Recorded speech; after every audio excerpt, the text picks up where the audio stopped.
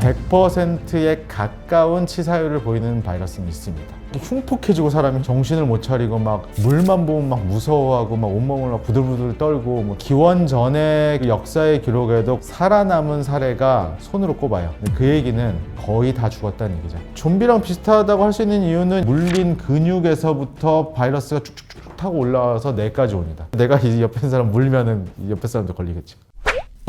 안녕하세요. 서울대학교 수의과대학에서 바이러스학을 연구하고 있는 송대섭입니다. 둘 다 나쁜데요.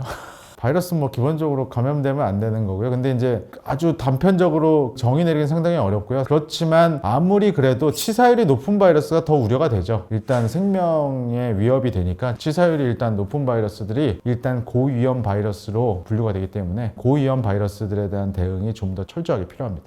그거는 아닌 것 같고요. 그러니까 바이러스들이 어떤 눈에 보이는 결과로 느껴지는 것이기 때문에 뭐 치사율이 높다 낮다라고 판단을 하는 것이지 바이러스들이 그것을 조절하는 능력은 전혀 없습니다. 전혀 없고 아시다시피 어떤 바이러스 같은 경우에는 기본적으로 굉장히 고병원성 어떤 그 폭발적인 우리 몸에 반응을 유발해서 사망까지 유발할 수 있는 그런 고병원성을 나타내는 바이러스들이 따로 있고 그냥 감염이 되고 나서 어떤 특정한 질병만을 유발하고 사람은 다시 회복을 하는 저병원성 바이러스 이렇게 구분이 되는 것이지 바이러스 자체가 그것을 컨트롤할 수 있는 능력은 없습니다. 100% 치사율을 유발하는 바이러스는 없고요. 100%에 가까운 치사율을 보이는 바이러스는 있습니다. 그것이 이제 상당히 친숙하게 많이 들어보셨는데 생각보다 굉장히 위험한 바이러스가 이 광견병, 공수병 바이러스가 의외로 치사율이 100%에 가깝습니다. 그 이유는 거의 기원전의 역사의 기록에도 광견병의 기록이 있을 정도로 오래된 바이러스긴 하지만 광견병의 노출, 광견병에 감염이 된 이후에 살아남은 사례가 손으로 꼽아요. 그 얘기는 거의 다 죽었다는 얘기죠. 그래서 치사율이 매우 높은 바이러스입니다. 흉폭해지고 사람이 정신을 못 차리고 막 물만 보면 막 무서워하고 막 온몸을 막 부들부들 떨고 뭐 동영상 같은 데서 광견병, 공수병에 걸린 사람의 증상 이런 거 보시면 굉장히 공포스럽거든요. 그러니까 뭐 좀비랑 좀 비슷할 수 있겠네요. 그런데 좀비랑 비슷하다고 할 수 있는 이유는 이게 굉장히 특이하게도 광견병에 걸린 개나 야생동물에 물리고 난 다음에 잠복기를 거쳐서 사람의 증상이 발현이 되는데 이게 특이하게도 그 물린 근육에서부터 바이러스가 쭉쭉 타고 올라와서 뇌까지 옵니다. 뇌에 와서 뇌신경의 시냅스라고 하는 신경까지 다 점프를 하면서 뇌에 그냥 감염이 되기 때문에 그래서 좀비 바이러스라고 생각을 하시는 것 같아요. 뇌를 감염시키기 때문에. 뇌에 감염이 돼서 얘네가 뇌를 통제해서 좀비처럼 이렇게 그게 아니에요. 뇌에 감염이 돼서 뇌가 기능을 못하기 때문에 그렇게 된 거예요. 그래서 감염된 동물의 부검을해서 그 뇌를 전자현미경으로 찍어놓은 사진을 보면 굉장히 특징적으로 이 광견병 바이러스는 총알 모양으로 생겼거든요. 바이러스가 그 총알 모양으로 생긴 게 뇌에 확 촘촘히 박혀 있는 게 보이는데 이 바이러스가 뇌에 그냥 꽉 들어차 버리니까 뇌가 기능을 제대로 못하는 거죠. 이 바이러스가 어디에 점유를 하고 있냐에 따라서 뇌가 기능을 못하기 때문에 그런 이상한 어떤 좀비와 같은 증상이 나오는 것이지 제가 어디서 보니까 이게 뭐 뇌를 통제가 아닙니다. 통제가 안 되기 때문에 그런 증상이 나오는 거예요. 그리고 이제 공수병, 물을 무서워하는 거는 공수병 바이러스에 감염이 되면 이 인후두부, 후두부에 바이러스가 막 활발하게 감염이 돼서 자란 이후에 이 인후두부에 있는 인두, 안에 있는 편도 주변의 인후두가 굉장히 딱딱하게 굳어버리거든요. 그래서 물을 한 모금만 삼켜도 거의 정신을 잃을 정도의 고통을 느낀대요. 그러니까 물만 보면 무서워하는 거예요. 이 물이 너무 무서운 거죠. 한 모금 먹었다가 거의 죽을 것 같은 고통을 경험하기 때문에. 일반 분들이 쉽게 이해하시려면 우리가 심장마비가 오고 나서요. 뇌에 산소가 5분만 공급이 안 돼도 사람이 죽어버리잖아요. 뇌사에 빠진다거나. 그러니까 뇌가 공격을 받는 것이 저는 가장 큰 것 같고요. 이게 굉장히 신기하게도 뇌신경에 있는 뉴런을 막 타고 갑니다. 바이러스가. 광견병 바이러스 뉴런에 그냥 막 점프 해가지고 감염을 시키기 때문에 뇌가 타겟이 되는 게 가장 치사율이 높은 원인인 것 같습니다. 전파되겠죠. 근데 사람이 사람을 문 사례는 전 못 본 것 같습니다. 그 뭐 바이러스학적으로는 물면 당연히 내가 광견병 걸리는데 내가 이 옆에 있는 사람 물면은 이 옆에 사람도 걸리겠지. 원래는 이것도 박쥐 바이러스예요. 박쥐의 리사 바이러스가 상당히 광견병 바이러스의 주요 소스가 되고요. 근데 이제 박쥐에 의해서 감염된 야생동물, 온혈동물은 다 광견병 바이러스에 감염이 돼요. 너구리, 개, 고양이, 우리 뭐 소, 그냥 온혈동물은 다 광견병에 감염된다고 보시면 돼요. 그래서 개만 걸리는 건 아닙니다. 가폭력스러워지진 않고요. 개를 기준으로 하면 사람처럼 막 이렇게 광폭해진 애들도 있고요. 마비형으로 올 경우에는 이 광폭형, 마비형 이렇게 여러 형태로 표현형이 나와요. 그래서 그냥 침울해져 있는 그런 것들도 있어요. 그러니까 무조건 광폭형으로 나오진 않습니다. 그래서 이제 미러키 프로토콜이라고 해서 여러 치료 방식들이 있어요. 그러니까 항혈청을 뭐 투여하고 백신도 하고 이렇게 사후에 그런 치료법들이 있는데, 지금까지 하여튼 기록으로는 이렇게 실제로 감염이 확인이 된 다음에 어떤 치료를 시도했을 때 회복된 사례가 극히 드뭅니다. 제가 좀 전에 말씀드린 광견병이 걸리고 난 다음에 치료법으로 이제 미러키 프로토콜 예를 들었는데, 이것도 제가 알고 있기로는 1명인가 2명만이 살아남았어요. 치료법을 적용했을 때. 근데 전체 20명인가 시도를 했는데 극히 뭐 아주 예외적으로 1~2명만 생존했을 정도로 굉장히 치료가 힘든 그런 질병이에요. 이게 잠복기가 보통 일주일에서 1개월 정도로 알려져 있는데요. 긴 경우에는 1년 가까이 간 경우도 있대요. 그러니까 잠복기가 굉장히 긴 경우도 있어서 좀 다양한 방식으로 나오고 있는 것 같습니다.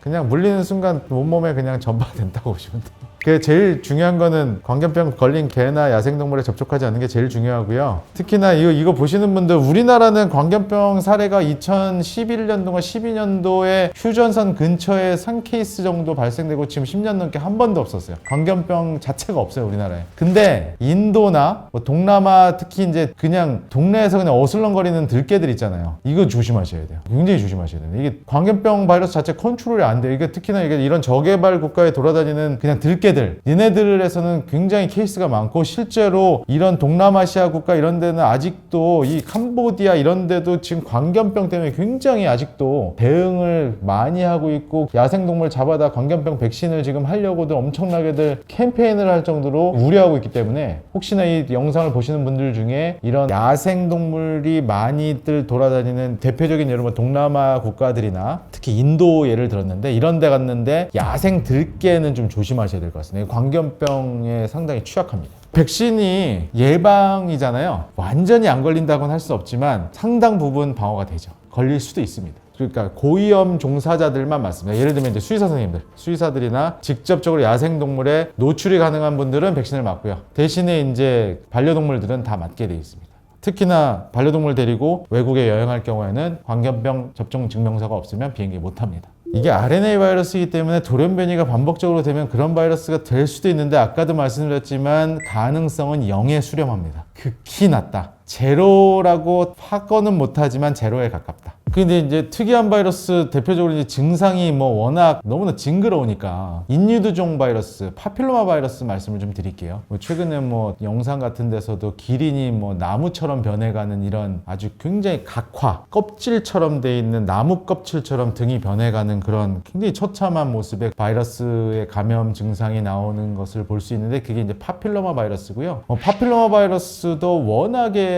종류가 다양합니다. 다양하고, 잘 아시는 것처럼 우리 사람에서 문제될 수 있는 인유두종 바이러스에서 가장 크게 문제가 되는 게 자궁경부암, 이런 것들이 이제 인유두종 바이러스에 의해서 유발이 되고요. 대표적으로 이제 사마귀, 발바닥 사마귀, 성기 사마귀, 이런 것들이 이제 인유두종 바이러스에 의해서 발생을 합니다. 공교롭게 제 바이러스 연구자고 바이러스 전문가인데, 저도 이 인유두종에서 되게 고통받고 있어요. 그래서 발바닥 사마귀 때문에 지난주 토요일 날 발바닥 냉동 치료 받고 왔거든요. 이런 정도로 이렇게 사마귀를 잘 유발을 합니다. 그런데 워낙 눈에 보이는 임상 증상이, 특히나 이런 동물 같은 것에서 이 파필로마 바이러스의 사례가 굉장히 토픽으로 나오는 이유 중에 하나가, 우리 눈에 보이는 것이 너무나 처참하고 너무나 징그럽고 이런 것들이기 때문에 나무인간이라고 해서, 저도 예전에 해외 토픽에서 본 적이 있어요. 그것도 파필로마 바이러스에 의해서 인도네시아의 어떤 분이 그 감염이 된 사례가 있는데, 굉장히 이례적인 사례고요. 그분도 나중에 보니까는 보통 우리가 걸릴 수 있는 파필로마 바이러스인데 몸의 면역계가 굉장히 뭔가 이상이 생겨서 온몸에 폭발적으로 번진 그런 사례라고 하더라고요. 제가 지금 뭐 실제로 치료받고 있는 발바닥 사마귀만 하더라도 여러 가지 치료법이 있습니다. 뭐 레이저도 치료할 수 있고, 냉동 치료도 할 수 있고, 여러 치료법들이 있어요. 도포해서 바른 치료제들도 있고. 그런데 이제 사람 같은 경우는 이런 치료법들이 여러 것들이 시도가 되죠. 그런데 이제 동물에서는 사실, 특히나 야생동물 같은 경우는 치료가 불가능하고, 치료를 하려고 했을 땐 이미 치료가 불가한 수준으로 퍼져 있을 때죠. 굉장히 너무나 심하게 퍼져 있고 감염이 돼 있고 임상 증상이 손을 더 이상 쓰기 힘들 정도가 되기 때문에, 그래서 치료가 어려운 것 같습니다. 뭐 원래 코로나 바이러스는 동물의 바이러스였고 사람에서 1960년대에 처음 코로나 바이러스가 발견이 됐을 때만 하더라도 별로 큰 관심을 유발하지 못했던 것이 그냥 일반적인 감기의 원인체였어요. 그런데 2002년도에 처음으로 사스 코로나라고 하는 것이 사람에 감염돼서 사람이 죽었고요. 2012년도 중동에서부터 시작된 메르스 바이러스, 그리고 2020년도에 이 사스 코비드-19 이 세 가지가 사람에게 사망을 유발할 수 있는 굉장히 고병원성 바이러스로 처음으로 확인이 됐기 때문에 아니죠. 그냥 유행성 질병으로 그냥 뭐 인플루엔자처럼 관리를 하는 거고요. 아직도 더 이상 뭐 공식적으로 검사는 안 하지만 굉장히 신규 감염자는 많이 있습니다. 많이 있는데 과거처럼 뭐 컨트롤 가능한 수준에서 발생을 하기 때문에 하는 것이지 아직까지 전혀 멸종하지 않았습니다. 최근에는 우리 예전에 오미크론 때문에 굉장히 좀 골치 아팠잖아요. 새로운 또 아형이 또 출현을 해가지고 계속해서 긴장의 끈을 놓을 수가 없어요. 계속 새로운 아형들이 나오고 있어서. 코로나 바이러스는 워낙에 변화무쌍한 바이러스의 대표적인 바이러스입니다. 무슨 얘기냐면 일반적으로 어떤 바이러스가 감염이 돼서 증상을 유발한다라고 하면 보통 호흡기면 호흡기, 소화기면 소화기, 명확하게 그것들이 공격하는 부분이 아주 극명하게 갈려요. 그런데 이 코로나 바이러스는 어떤 하나의 장기만을 공격한다기보다는 굉장히 다발, 여러 장기를 타겟으로 하는 경우가 많고요. 특히나 동물의 코로나에서 보면 어떤 코로나는 소화기, 어떤 코로나는 호흡기, 어떤 코로나는 신경계, 막 이렇게 굉장히 변화무쌍합니다. 다음에 감염이 되는 코로나 바이러스에 민감한 동물들의 종이 워낙에 다양해요. 그러니까 이 동물들이 코로나 바이러스 다 하나씩 갖고 있는데 얘네들끼리 막 왔다 갔다 하다 어떤 게 생길지 몰라요. 코로나19 바이러스는 지금 앞에서 열거한 이렇게 다양한 코로나 바이러스들의 종합 선물 세트 같은 바이러스예요. 그런 특징을 다 갖고 있는 게 코로나19인데 이 코로나19가 계속해서 돌연변이 되면서 지속적으로 돌연변이가 계속 나오고 있는데 이게 앞으로 또 어떤 돌연변이가 될지는 아무도 모르기 때문에 그것에 대한 대응이 더욱더 철저히 필요하다고 저는 강조하고 싶습니다.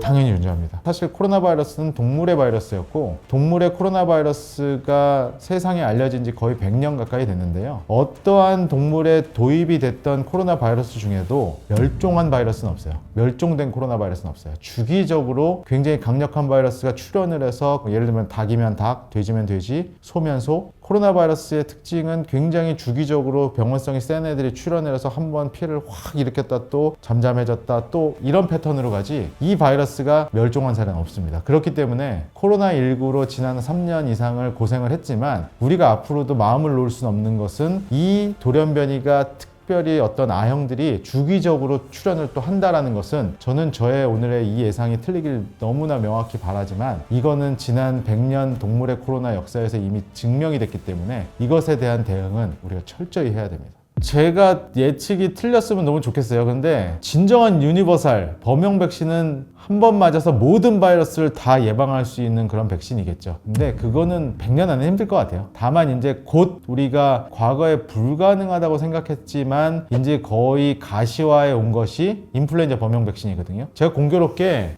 내가 바이러스를 공부해야겠다라고 결심을 하게 된 계기가 1998년도 제가 학부 3학년 때 중간고사 시험 공부를 하다가 학교 도서관에 있는 신문을 봤어요. 근데 그때 처음 본 기사가 인플루엔자 백신 앞으로 매년 안 맞아도 될 수도 있다라는 기사가 나온 적이 있어요. 우리나라 신문에. 그게 당시에 옥스퍼드 대학에서 지금 말씀드리는 인플루엔자 범용 백신의 기초 실험을 처음 성공한 때거든요. 그게 98년인데 2022년도 작년엔가 임상 3상에 들어갔어요. 한 25년 걸린 거죠. 앞으로 한 10년 이내에 나올 것 같아요. 그러니까 이런 인플루엔자 독감 백신을 매년 맞지 않아도 된다라는 게 실제로 실현되는데 30년 걸렸잖아요. 그러니까 인플루엔자 하나 이렇게 하는데도 30년 걸렸으니까 모든 바이러스에 대해서 한 방에 될 수 있는 거는 그 이상 걸리지 않을까 저는 그렇게 예상합니다. 그러니까 mRNA 백신이 도입에 의해서 백신의 개발 속도 자체를 획기적으로 줄여준 건 맞고요. 다만 아무리 그렇다 하더라도 모든 바이러스에 대해서 다 통하는 백신은 아직 최소한 30년 이상은 남은 것 같습니다.